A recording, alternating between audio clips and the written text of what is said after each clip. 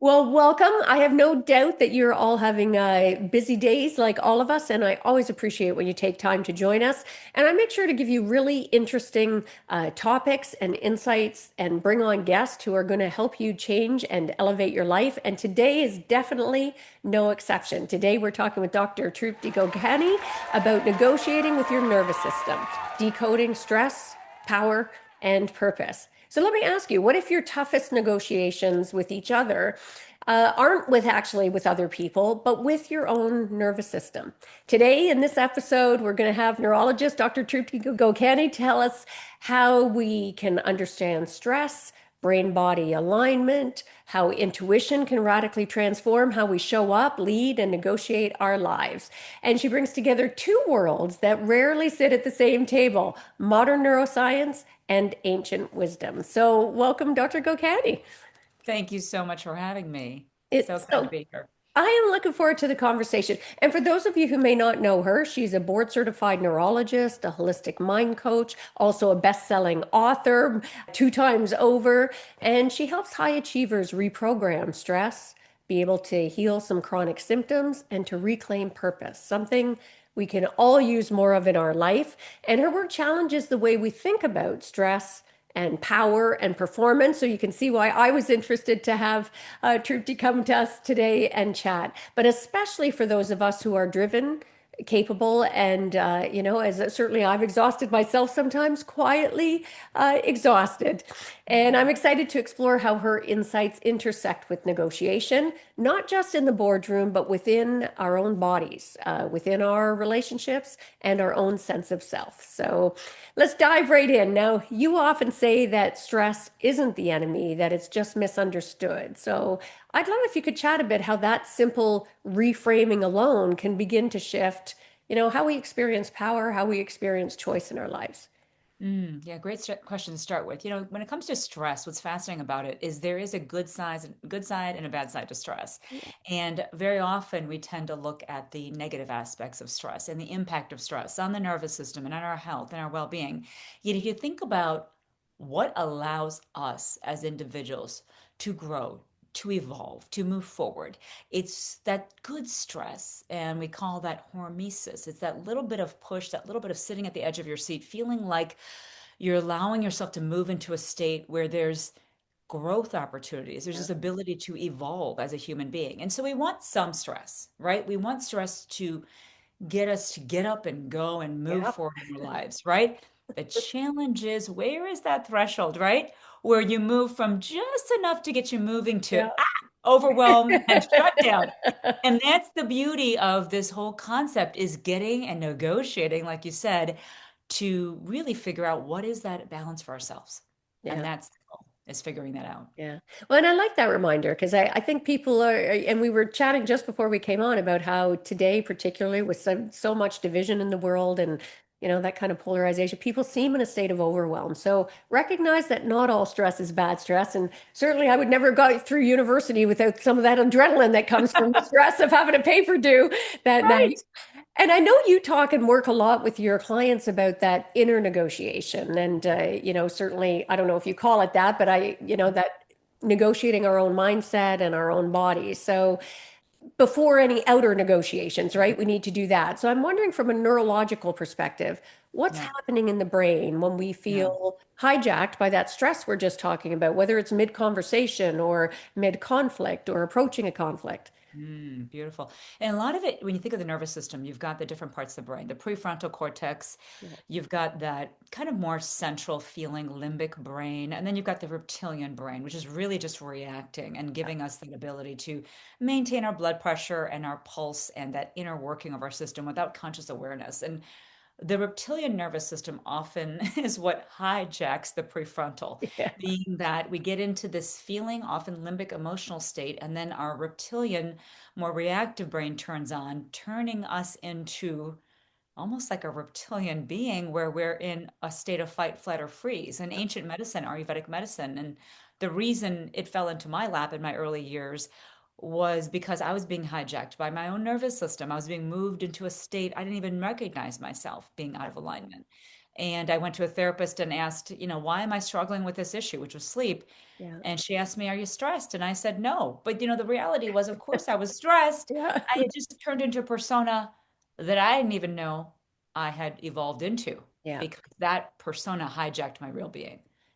And we see a lot of that's interesting, having been a longtime lawyer. As you were saying that, I was thinking about how the way we're taught, almost the entire practice of law triggers that reptilian brain. Everything is that constant fight, fight. And I think sadly we're seeing that more in business today as well, that kind of reversion to that old school beat your chest kind of approach, which is really unfortunate. So why don't we tie it to your, and maybe I hope this is relevant. I Yeah. thought it was. So that three brain reset, Yeah. that you're so famous for, it focuses on aligning the mind, the gut, heart. How Yeah. does being disconnected from one or all three of those, frankly, undermine our ability to advocate for ourselves effectively and maybe get out of that reptilian brain? God knows we're seeing so much of that on social media. It seems like everybody's in reptilian brain mode. So, Well, it's the energy out there. It's the energy that's promoting that behavior to kind of, to almost come to the surface and that mindset to come to the surface. And what happens is when you look at the three brain model, and the reason I came up with that concept is because working with patients and coaching clients, I thought, who were the individuals that were succeeding? Who yeah, were really doing so well that they just overcame some yeah, really challenges in their life, their profession, and their world? And they were balancing their three. So the first brain, I think about the first brain as the central nervous system, the central operating system. We all, when we think of our brain, we can identify where that is in the head. And that brain allows you to give an analysis of the world. It allows us to look at the world, perceive it, come up with a story, and create a story around the reality that we see. Now, the challenge with that first brain, thinking brain, is oftentimes there's an external event. You will view it one way, I'll view it another because we have different programs. We have different upbringings. We have different early childhood experiences and generational experiences. So you may see something differently than I do simply because I'm putting my layer on of my early experiences. yeah, And who's right, who's wrong? It's like, it's not to argue and to come into a conclusion of yours is correct and mine is not. It's to what you said earlier, negotiate within myself what is correct for me, yeah. what makes sense for me, and does this align with truth? The second brain is how we feel. It's the enteric nervous system. And I found that in my neurology training, as I trained as a neurologist, we often missed the importance of that second brain, which is within the gut. Yeah. It's that perceiving and feeling. 200 to 600 million neurons Wow. within the gut are constantly sensing. In fact, we feel first before we think. Yeah. So you walk into a room, you get a sense, and then you think a thought. It Yeah. always goes in that order. And this is actually well clinically proven. If you look Yeah. at, really interesting research on this. And so what do we feel? And do we allow ourselves to feel? I actually do a lot of talks for law firms, and I actually did my husband's a lawyer, my sister's a lawyer. I spend a lot of time with Oh, lawyers, so I can appreciate what you do. I appreciate what you just condolences. said. I so appreciate it. And I went to med school, a reptilian kind of residency where my Yeah. pager was going on every minute. And so the reality is when I work with those of us that are in these different professions in the business world, very similar things happening. What naturally happens is we allow our emotions to be moved into a space that's safe and protective so we don't appear to express the anxiety, the Yeah. fear, the worry, the anger, the sadness of a situation, the grief. Maybe Yeah. something has happened in your life and you just don't have the time Yeah. or ability to process it. So you just shove it within there. So second brain holds the emotions. The challenge is if you don't feel your feelings, Yeah. they impact you and how you think. The third Absolutely. brain is the microbiome, it's your gut. So, what I realized is that my patients and coaching clients that did a little something with each spent some time looking at and evaluating their thought patterns. Do they say, I must, I have to, I need to? Those we call I trained in NLP, neuro linguistic programming, in language patterns. Those are the modal operators of necessity. Yeah. Are we going around saying, you have to do that? I need to do that. That must happen. That energy, it's a very perfectionistic energy. I think a lot of us can relate to, Yeah. actually then comes from a feeling of what? Oftentimes it's fear. Yes. We haven't addressed our own fear. Yeah. So we're going around screaming and yelling at ourselves first and then others. Yeah. It's always us first. So when someone's really critical, I always say, to have compassion for that person because they're criticizing themselves 1,000 times more than they're criticizing you. Yeah. Like what you said, you have to go negotiate yourself first. First, understand where is that criticism coming from. Yeah. So if we work on all three brains in a nice, gentle fashion, which does take some time, oftentimes we can find that aligned, blissful state that gives us what Yeah. we need to succeed in all all moments of life, to be honest with you. Well, and that is a reset, even in our thinking. Like I love that you frame it as three brains, right? I think it makes people recognize and take it more seriously because each of them play a role. We assume this brain up in our head is the one that's controlling everything, but it's Mhm. not. And I want to put a pin for our listeners there as well. You feel the feeling first, and that triggers the thought. And then you have between every, action and reaction, there's that pause, and you have the ability to start taking more control over that as well, so that you control the story you tell yourself based on that feeling in part, or at least get more intentional about it. So, and can you tell us a bit more about the third one, the gut? We're hearing a lot about it, but I think people still don't really appreciate it because I think there's so much crosstalk out there about it. Oh, talk about crosstalk and the pyramids flipping up and down, and all the Yeah, things happening with food and yeah, digestion and gut health. And to share where a neurologist got into gut health, it was because my daughter, when she was 5 years old, this is actually the theme of the first book I wrote, The Mysterious Mind. She was struggling with headaches, and the juxtaposition of getting calls from the school nurse pretty much every other day saying, Dr. Gokani, your daughter Arya is in the office again with a headache, sitting across from a headache patient because I was taking care of headache patients yeah, at that time. And that interesting, kind of interlude between yeah, the reality of my daughter's experience and the patient sitting in front of me, as a mother, very much motivated me to figure out what the root cause was of headaches. And at age 5, I didn't want her to be on medications. yeah, So I started studying the different links and Eastern medicine I had found in medical school. And I learned about Ayurveda back in my first year of medical school. I was having sleep issues and found it then. yeah, I knew that in Eastern medicine, all ancient medicine agrees, yeah, Hippocrates says all disease begins in the gut. So I yeah. said, what is the gut connection to headaches? So I studied her, and at this time, this is back in 2005, Wow. 20 years ago. If anyone can think back 20 years ago that's listening here, You were ahead of the curve. can I tell you? And this is the time where there was the milk mustache commercials, just to remind everybody. We didn't Yes. have social media. If anyone can imagine the young ones listening, we didn't have social media. We only resources were in the bookstores, Yeah. really, which is why I wrote a couple of books because I Yeah. realized how valuable it was Yes. to have textbooks written by very highly scientific Yeah. people that you could literally sit down and read and Yeah. understand something. And it was the only way at that time, Yeah. honestly, if you're a busy person, to Yeah. It's gather true. information. So just to take you back to that day. So here's my daughter struggling with Yeah. headaches. I'm like trying to look for the root cause. There's no Googling, there's no figuring it out. So I had to go to the bookstore. Went to the bookstore and I sat there between my histology anatomy reading. I'd go to the self-help section and I started reading books on Eastern medicine. And I learned about this gut connection. And so in my first year of training, actually working in the headache clinic, after I completed my training, I said, you know what? Let's do some food intolerance testing for my Yeah. daughter. I'd gone to a weekend conference and I found out she was dairy, gluten and egg Yeah. intolerant. All three Yeah. goodies that were basically being given at every birthday Yeah, party of she could go course. to. It was like cake and pizza was all they served.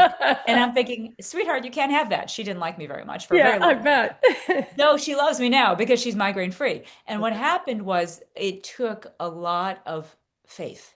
And when I talk about the third brain, what it is repairing not only the microbiome, which is the 100 trillion bacteria Yeah. that are sensing. Some would say the third brain is in control of the second brain, Yeah. that Wow. your bacteria, Yeah. the actual distribution of good and bad bacteria dictate because you know what? They make 90% of your serotonin, your happy neurotransmitter. So they tend to dictate whether we feel happy or sad. Yeah. And you've probably noticed if you've eaten a meal that hasn't been really a healthy meal, you kind of feel not so great the next Yeah. day, or even at that moment. Maybe you feel good for a few Yeah. seconds of having the pizza, and then after you're like, oh gosh, and Yeah. maybe the sleep patterns are off. And there's data to show that the gut microbiome affects our sleep, our moods. Yeah. There's this crosstalk, top down, bottom up, from the third brain to the top and the first brain to the bottom. So what I'll say is that when I removed those foods for her, her headaches went away. Yeah. Tested 500 patients. I wrote about this in book number 1, found that, oh, 70% have a dairy intolerance. And again, at that time, everyone was drinking whole milk. Wow. because that was a very common thing to do is drink milk, Yeah. cold milk. And so, with lunch meals, right? Yeah. And now we realize that this gut microbiome is really in charge. Yeah. If you can improve your diet, eat for Yeah. your mind body type, you'll think better and you'll feel Yeah. better. And it's Hmm. funny, it's like a vicious circle though, isn't it, Yep. Trupti? Because so we got like I'm thinking about myself and especially in my practice, you're busy, busy, busy. My Yep. bugaboo is mostly, chocolate. So then you've got Yep. that sugar rush and you take it to get energy and then it makes you more stressed and gets you further. So great tip for our listeners out there. Yeah. It all starts in some ways from what Dr. Trupti is saying, is that in your what you put in your mouth, right? Because your how you keep your gut is going to affect how you feel, that brain, and how you feel is going to determine how the brain that you typically think of processes and decides to respond to things. So, Yep. and speaking of that sort of go, go, go when we perhaps don't eat as well as we ought to, I think you were talking before about that must kind of language we use with ourselves. And I think a lot of high achievers have been conditioned to sort of pride ourselves on pushing through, right? So Yeah. I Yeah. wonder if you could talk to a bit for our audience who are probably pushing through these days. When does that strategy stop being a strength and start becoming, not to be overly dramatic, but a form of self-betrayal from a neurological standpoint? I think from the very beginning, when does that become, a betrayal? Because at the Yeah, end of the day, when you look at one's performance, let's think about the brain and the nervous system. yeah, We operate most effectively when our prefrontal cortex is in a state of highest operation. yeah, When we as humans, this is what separates us yeah, from the reptiles. yeah, It is the prefrontal, the beautiful prefrontal cortex yeah, that has this network of neurons that if we let those neurons engage as much with using all five senses, yeah, sight, smell, touch, feeling, see, we use all these 10 senses and we engage the prefrontal cortex fully in every conversation, in every single moment of our day, even when we're exercising yeah, and we're connecting with human beings and connecting with ourselves when we're cooking. If you just imagine your prefrontal is always fully operating, that's when we perform our best. yeah, It's when the emotional, the feeling limbic brain that's connected to the enteric nervous system. In fact, the enteric nervous system is a peripheral extension of the limbic feeling brain, the temporal lobe. okay, It's yeah, directly, there is actually neuroanatomical discussions on this is a direct connection, is wow, the enteric nervous system is actually a projection of your feeling brain. yeah, When you let that feeling brain take over or you suppress it, and then you have then the reptilian brain that's allowed to kind of take over because normally the reptilian only turns on when we sense danger, yeah, right? We keep it running to operate our system, of course. There's always a basal operating system of the reptilian, but it turns on aggressively. That sympathetic drive state turns on when there's a perception of danger. yeah, And then what happens? We kind of, you think about tunnel vision, you think about your perception of things, everything shifts when your reptilian brain turns on. You talk faster, you're not hearing as yeah, much, you're yeah, not seeing as much, yep, you're not guilty of taking in as charge. much. Yeah, How can one possibly give and deliver their best? yeah, So, well, I say from the very beginning, I even talk to medical students and residents, as much as you can, even when the pager is being, in fact, most importantly, yeah, the pager goes on. yeah, Check your own pulse first, right? Before you yeah, check the patient's pulse. Make sure you take a breath yeah. before you What walk into that I room. love that you said about the five senses, because for me, that like a light just went off when you said that. And for our listeners, I want to really again sort of reinforce that for you. How often are you intentionally invoking all five senses in a day? Doing it will automatically make you more mindful. It'll allow you to be more grounded. It'll allow you to center so that you're not running off in that sort of stress reactive mode all the time. And something simple when we're eating, we're, shoving breakfast in our throat as we're running down the thing. Just Yeah. imagine what a difference it would make if you just took that extra little bit of time to visually appreciate it, to Mhm. smell it before you bite, to allow yourself to actually taste it, to invoke all of those senses. Be conscious of the sound it makes when you crunch on it. It can a totally different start to your day. And speaking of stress, I know you identify different stress personalities, I think you call it, that are rooted in that ancient medicine. So, how might knowing our stress type change the way that we negotiate boundaries or negotiate workload, like we're talking about, or even our intimate relationships? Yeah, to me, it was the most. profound thing I ever learned. Here I was in that early year of medical school. I was actually close to quitting, struggling with severe insomnia, really Yeah. desperate because I was told there was nothing wrong with me. My medical doctor, who was my physician father, said I was fine. My labs are fine. My exam was fine. Went to a psychiatrist. She said, or he said, excuse me, I think you have depression. Take Prozac. I said, I don't have depression. I know Yeah. this isn't depression. This is a sleep issue coming from something else. Yeah. And at that moment in time, I was really kind of at a brink, of am I Yeah. going to go this path and follow this, or do I take another path? It was fascinating, as you said, the two kind of worlds sitting at one Yeah. table. Very unusual to have a neurologist that does Eastern medicine. Yet I thought, you know what, if there's a way I can put these together, and I Yeah. realized at that time what I was experiencing was a wind excess. And so in Eastern medicine, and there's five elements in Ayurvedic medicine. Ayur means life, by the way, and Veda is wisdom, is the wisdom of life, the wisdom of Nice. I did not longevity, know that. Yeah. longevity. And this is the first time really in history where we've seen longevity rates drop in the US. They're Wow. slowly coming back up a little bit after pandemic, but they dropped. And this is the first time ever in history that we had a drop of longevity. Normally every year it Wow. goes up, right? Yeah. And this is something that's true is we actually as adults, unfortunately, if things continue the way they are, we will live longer lives than our children in Yeah. terms of lifespan Yeah. because of what's happening, unfortunately, with the health. And what we know now is this, that in Eastern medicine, the five elements, if you can connect with your five elements, just like the five senses, think of these five elements: air, space, fire, earth, and water. Okay. Air and space elements come together to create the Vata, V-A-T-A, Vata dosha. We call it the windy, moving kind of personality. Yeah. If you're that person, you love to talk and go and do. If you're at a party, you're chatting with everybody. You love to Yeah. travel. You don't like to sit still. You're always Yeah. going and doing. You're very creative. You're Yeah. musical. You're artistic. The fire and water, lawyers, friends, Yeah. uh, detailed, neurologist too, detailed, organized, Yeah. fire, energy, really can see. Fire gives you the ability to see. You can see what needs to get done, and you're great at getting it done. You're very good at speaking and being clear, very organized. The earth and water is the kapha, the earthy. So I think of my tech support individuals, the Yeah. grounded, the Yeah. calm, to take their time and think. The vatas are talking all the time. The kaphas are processing and thinking Yeah. and very quiet. Yet when they speak, they often say things that are very intelligent because they don't Yes. say a lot. Yeah. So when you think about the three types in balance, they're fantastic. Yeah. When you're in alignment with your Vata, Pitta, Kapha, the Yeah. three states, it's when we get pulled out of alignment. So back to my early days when I was a first year medical student, did I have a routine schedule? Absolutely not. Yeah. Going to bed at different times, getting up at different times, having meals at different times. And then especially when things got really busy with the pager and the calls and all that, Yeah. in my early time, I realized that because I was in that state and I'd been in that state for a long time, my mom used to say to me, "You talk so fast, no one will ever understand Yeah. you Me because that's too. a classic Vata. That's a Yeah. wind Vata. We can't sit still. We got so Yeah. much to do and say and blah, blah, blah." The problem with that wind is it actually gives you a feeling of fear, Yeah. oftentimes a sense of unease, a sense of Yeah. ungroundedness. Yeah. ADHD can come Yeah. with that. And also, you go into reptilian wise, you go into freeze. Your Hmm. natural reaction to that excess wind is Yeah. to freeze. Neck gets tight, tension, headaches, Yeah. gut gets tight, constipation, gas, and bloating. So you start to go into your body gets really cold. So we go into state.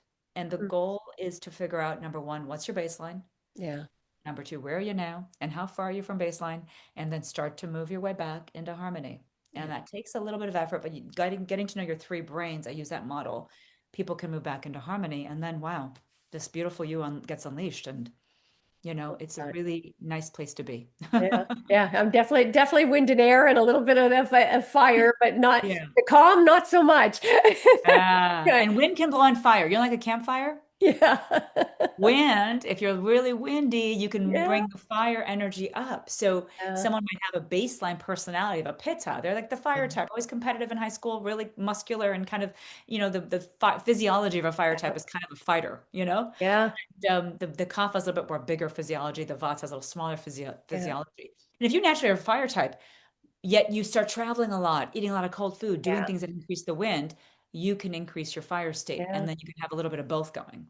I love that idea about being in balance for sure. Again, I invite all of our listeners, get intentional about that, right? I mean, like me, I have no doubt that as Trupti was going through this, you were resonating with, oh, that's me. That's me. Oh, that's definitely not me.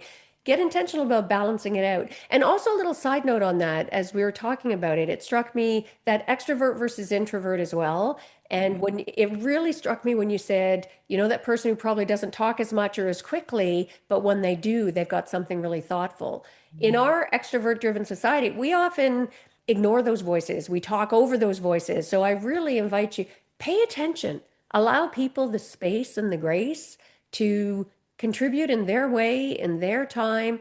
And when everything is that to do, gotta go, fast, fast, fast, fast mentality, I think we miss really valuable insights. So for all our business owners who are listening or people who work in organizations, where get teamwork where you've got a mix of those different personality types and make sure that they work well together. And I want to talk because women in particular, I think we, when we're talking about that go, go, go energy, I think women historically have been praised for their resilience, right? While they quietly absorb a very disproportionate emotional labor and physical labor. So, what does chronic stress do to our intuition? Because, they call it women's intuition, but I feel like we've lost touch a little bit. So, how do we reclaim that? What are your thoughts on that? Wow. Wow. And that's our power, our intuition, Yes.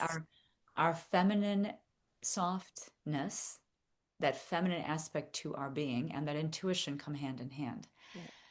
When we, and you said this so powerfully about introversion and extroversion, and I think of the book Quiet, Yes. I love how that many book. individuals naturally have a tendency to want to be kind of in that introversion state, yet to succeed, we're programmed Yeah. to be a certain way. And that's a successful way, is to speak up and be bold Yep. and talk and be seen and be heard. And, the reality is, if you're naturally that quieter person, that is a movement out of state. And what ends up happening, and I did get certified in Hatha yoga. And one thing about Hatha yoga is that Ha reflects the masculine sun, solar Oh, aspect of I our did being. not know that. Tha is the feminine receptive aspect of our being. And whenever I'd start class, I'd say, think about how much you've been giving, Yes. doing, and how masculine you've been versus how much have you been receiving and allowing Yeah. in, and how feminine and receptive you've been. And Yeah. the reality is, for most women, Yeah. we give and give and Yeah. give. And so our own masculine nature picks up. Yeah. And this occurs with men too. Okay. Yeah. More for women simply because we naturally have a tendency to be more feminine, and we kind of usurp that to be more masculine. Yeah. Yet even men do this too, and they want to introspect and reflect, and especially if they're the kapha type men. Yeah. And so what I find is fascinating is that when you start to understand, what is my dynamic of performance and what do I do to be seen and heard, very often we as women, to become what we call resilient, we negotiate that part of Yeah. ourselves. Yeah. And that makes me very sad, because intuition comes from being feminine. Even when you think Absolutely. about the right and left side of the brain, okay, the Yeah. left side of the brain is very logical. It's actually the masculine, very logical, very organized, very detailed. The right is that receptive, Yeah. more spiritual, more perceptive. The right is where the ahas come. The Yeah. right is where just those amazing synchronicities and experiences and understandings that you didn't try to Yeah. create, they just occur. Yeah. That perfect person that walks in that just happens to be exactly the individual you're looking to speak with, Yeah. or that opportunity that just suddenly appears, or that understanding of something that's just things just start to make sense. And for me, firsthand, when I moved out of my stress state, which was very windy, fiery in Yeah. medical school, and learned, I dropped kickboxing, which I loved, Yeah. eventually dropped tennis, which I loved, and Yeah. started doing hatha yoga. And I Okay. realized something shifted within me. And it was this feminine nature of myself that Yeah. came out. Suddenly, things started happening. So, anyone that is a business owner or is that trying to succeed or trying to make things happen, like, well, I mean, just to be honest with you, one of the reasons I got on Dr. Oz 4 different times was because I allowed myself to get into a space to receive. Yes. I didn't have a publicist. I didn't have anyone going and pitching. I Nice. didn't do any media training, to be frank with you. Yeah. Just it was the right kind of sequence of things. I just allowed things to happen, and Yeah. then they're calling me. So you don't have to try so hard Yeah. in life, is And my it thing. It's a take a game break. changer, right? I Yeah, mean, it's a it's a game game changer. changer when we're not, and I'm glad I didn't know that about Hatha, that Yeah, isn't the that masculine cool? feminine. And I want to really put again for our listeners to put a pin in that because I speak a lot about, in my book, The Art of Feminine Negotiation, it's not Yeah. actually gender based. It's all about the fact that we all have that masculine and feminine, those energies. And I think, and I'd be interested in your perspective, if this has been your experience, I think you sort of alluded to it, both men and women have been sort of suppressing our feminine because we've been conditioned to believe that in today's world it's a liability. We have to have that masculine energy because we define it with success. What are your thoughts on that? Yeah, and I think you probably know what I'm going to say is that the reason why I think we have such an interesting kind of dynamic now with gender identities and roles is that I do believe there's been such a massive suppression Yes, of the ability to be feminine. absolutely. Yeah, Yeah, and when you realize that, wow, when I'm in that state, yeah, I'm far more resourceful and yeah. creative, and I'm Beautiful like things can just happen. yeah, and I attract things, and I'm just Yes, abundant, and that is a state that we should be spending more time in, yeah. not in that masculine state. So, So, our listeners, I'm sure now you can see why I wanted to have, yeah, Trupti here. Now, I wanted to plug in your book as well in the Stress RX. You yeah. challenge common wellness assumptions like, oh, more supplements, more coffee, more willpower. What's the biggest myth that you see undermining real change? The biggest myth is that, and it kind of alludes to what we were just discussing, that we have to try harder to succeed and to Yeah. perform and to be. And it's Yes. actually the complete opposite. Yeah. I'm going to give everyone the liberty to know that it's actually the opposite of that. In fact, the more we pause, the more we reflect, the more we take time, the most important thing, I think of the quote by Rumi, Yeah. yesterday I was clever, so I wanted to change the world. Today I'm wise, so I'm changing myself. Let's Nice. reflecting that every morning. I would repeat that to yourself before you turn on the news. Yeah. And when you start Yeah. to get upset and Yeah. angry about things happening out there that you have no control over, Yeah. unless you're really connected to high people, Yeah. really, at the end of the day, most events, I was mentioning this earlier, the first brain, are external and Yeah. don't have anything to do with us. Yeah. Okay. When the event does have something to do with you, I expect then there may be a reaction. Yeah. But majority of these events that are happening do not have anything to do with our specific nervous system. And the reason I say that, we have to set a boundary for ourselves to not let that energy absorb into us and then create a state because you are serving nobody by Yes. going into state, not your friends, your family, your work, coworkers, nobody. So it's most important to realize, number one, to pause, to Yeah. reflect, and to realize I'm going to get to my know myself first. That's why I have that stress quiz. It's on my Yeah. website. If anyone wants to go to the website, it's a free quiz. Right. Learn your type, learn who you are, Yeah. get better with understanding your nature, and then extra credit. Do some things to balance out your stress personality state, and then go back into the workforce Yeah. and go back into the environment which maybe gave you some challenges, the Yeah. family dynamic, maybe the dinner table with the individuals, the family members. You might notice that you are less reactive. Yeah. You notice that you may actually enjoy these individuals. You may actually, what you said earlier, you may hear things that you didn't hear before from them that you just somehow missed that, Yeah. wow, I was always antagonizing and upset Yeah. with them. Wow, Yeah. there's a side of them I didn't even know existed. Yes. And isn't Yeah. that a beautiful It is a beautiful thing. And thing? speaking of that pause, I think negotiation, whether internally, externally, but it often requires sitting with discomfort rather than, as you say, reacting. And how can people train their nervous system to tolerate the pause, the silence, the uncertainty, maybe a little more skillfully? And it does take training because the nervous system, we have programs, right? We have programs from our parents, our grandparents, our lineage, and past life experiences that often create a state that may be a little bit more reactive. There may be trauma. And if there's trauma and there's early history of things, the system may naturally have a certain reaction. So, the first step is to understand what is my natural reactive state, which of the three, Yeah. and then to take some time and to really allow yourself to soothe that system and some simple, simple things. My favorite is breath work. I honestly am telling you that is one thing.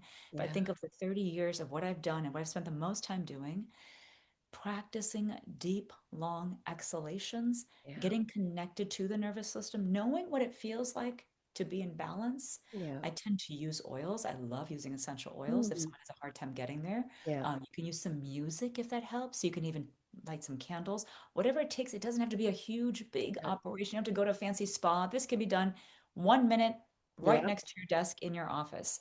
Yeah. It's just taking the time to do that every day.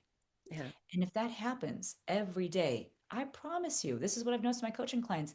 That's where the magic happens. Yeah. And then, like you said with the supplements, they start taking less magnesium because magnesium, for example, is used to calm the nervous system down. I had a private label magnesium product for years. I gave IV nutrition therapy, high dose magnesium.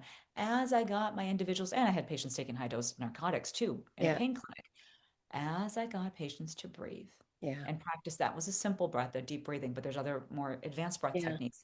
But as you practice these techniques, you reprogram, you redirect Yeah. yourself in a state where when your system is exposed to something that's believed to be a threat, you don't go into Yeah. state as quickly and for as long. And And it's that's how you get, available to yeah, all of us. I everybody, mean, this is so beautiful. We can all breathe. We can all get more all intentional breathe. about our Yeah, breathing. How yeah. gorgeous. Yeah.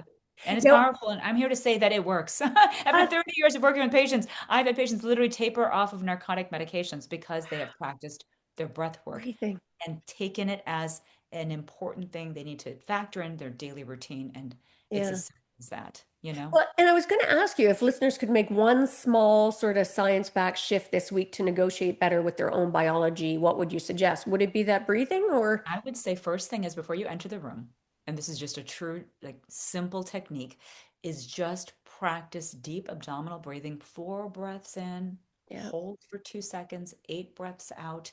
If you've already been doing that, add a little bit of an essential oil, a little trick. Mhm. Very often, adding a little bit of something like lavender or something Yeah. very soothing for the nervous system. Remember the amygdala, the two little parts of the brain that are storing fear? The only way we can tap into them is with the olfactory nerve. It's the Yeah. only cranial nerve that exits the brain of the 12 cranial nerves. That nerve is Yeah. exiting the brain because it wants to receive a scent. Huh. Because the scent, the olfactory nerve connects directly with the amygdala. So Yeah. something as simple as training yourself to do a breath, Yeah. maybe with some essential oil that kind of allows you to be calm. I love rose because rose opens up your heart. You Yeah. get into a compassionate state. You get Yeah. into how can we win in this conversation? How can we come together and so we agree? Setting your energy first into a good space and then stepping into a room, you already soften Yeah. the response of the other person, Absolutely. don't you? Yeah. And then they're more willing to open up to you. And I always let them speak first. I always do Yeah. that first Yeah. because I'm not going to share all of you have all these, I'm sure of this in your book, but Yeah. I find that for me with I've had some difficult patients, difficult family members, Yeah. difficult things. That's worked really well. Yeah. Breathe, just get into a state, Yeah. bring in a nice scent, and then be ready to open your heart up and let them and be ready to receive. And when And you when show you up in a really hear place, them, and you you hear, get better outcomes. I mean, now we've been so conditioned to talk over people and push our oh, agenda. And when we yeah, do what you're suggesting, and again, for our listeners, I cannot stress enough, you will get better outcomes. You will get better relationships, and that the ripple effect of that will start to multiply. Well, I am glad we both speak so quickly because we covered a heck of a lot of ground. And where can people learn more about you, Dr. Gogani? this it takes one vata to know another vata. Wind fed off of each other. So for those, Little for those hurricane that, going. right?